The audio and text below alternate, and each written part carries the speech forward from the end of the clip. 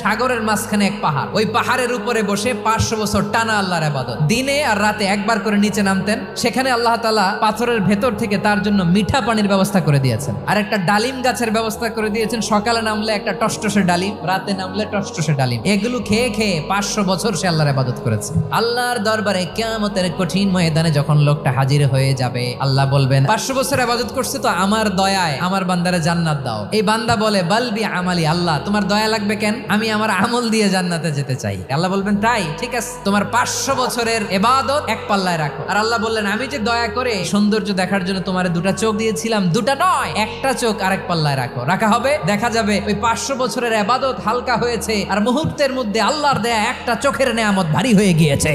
ফলাফল দেখো, হিসাব বলে তুমি এখন জাহান্নামে যাবা, যাও এবার জাহান্নামে যাও। এবার লোকটা কাচুমাচু করে বলে আল্লাহ এবার আমি বুঝতে পেরেছি তোমার দয়া ছাড়া দুনিয়ায় কেউ জান্নাতে যেতে পারবে না।